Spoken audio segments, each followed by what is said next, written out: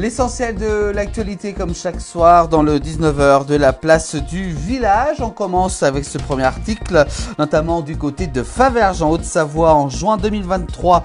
Deux opposants à la fermeture de la station de la Sambuy avaient manifesté leur mécontentement devant la mairie en intimidant notamment les élus et viennent d'être jugés.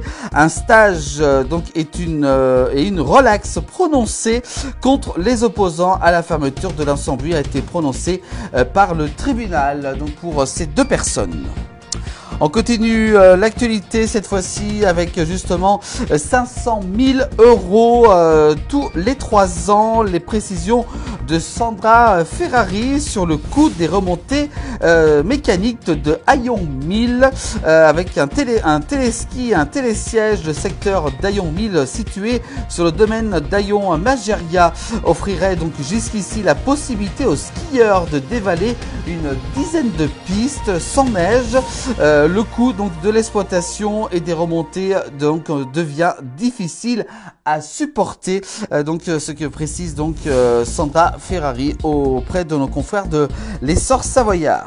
On continue l'actualité avec une fan qui a été interpellée après avoir dérobé une vingtaine de jeux vidéo. Ça s'est déroulé lundi 17 mars dans le centre commercial de Carrefour Annecy. Elle vole pour près de 1000 euros de jeux dans ce centre commercial. Elle a été interceptée dans la galerie car elle sortait directement sans passer par les caisses.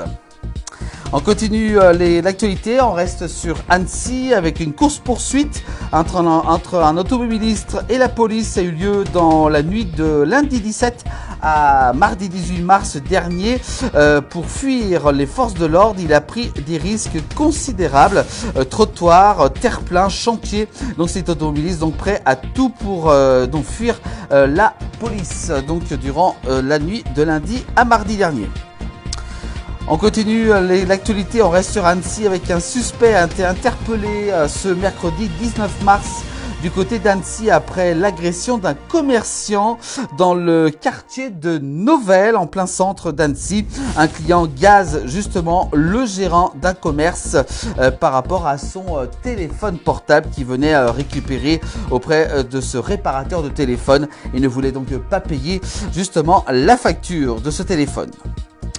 On continue avec cette fois-ci l'auberge du Bois Noir est récompensée à peine un an après que Julie Courbet a repris le bar-restaurant d'Aberpoche en Haute-Savoie. L'établissement fait son entrée dans le guide culinaire des Goemio du côté de l'Auvergne-Rhône-Alpes. Ce restaurant auberge qui rentre dans ce guide. On continue, on va cette fois-ci du côté de Bonneville avec la rénovation de l'ancienne piscine de Bonneville, désormais transformée en gymnase, devrait être lancée dès avril 2025. Au programme notamment la rénovation de la salle de réunion, réception de la loge du gardien. C'est des anciennes piscines de Bonneville, des travaux de réhabilitation qui devraient commencer aux alentours de fin avril prochain. On continue avec, à compter de ce lundi 24 mars, les travaux de modernisation du tunnel du VH et de ses abords reprennent jusqu'au 18 avril. La voie de droite dans les deux sens de circulation sera totalement fermée, ce qui nous fait savoir nos confrères du Messager Genevois. On continue avec cette fois-ci le Dauphiné libéré pour l'édition de la Savoie. Lundi 17 mars, en milieu d'après-midi, deux frères âgés de 11 et 14 ans, habitants du côté de Jacob Belcombette, ont déjoué une tentative de cambriolage à leur domicile. Elles tentent de cambrioler une maison. Deux jeunes adolescents les arrêtent. On continue avec on reste en Savoie avec un ou une automobiliste et semble-t-il tombé en panne du côté dans le sens Aix-les-Bains-Chambéry. Elle a tout bonnement abandonné son véhicule au milieu de la route, ce qui a provoqué des bouchons importants du côté de Vauglan. Un véhicule abandonné au milieu de cette route avec plusieurs kilomètres de bouchons durant cette journée.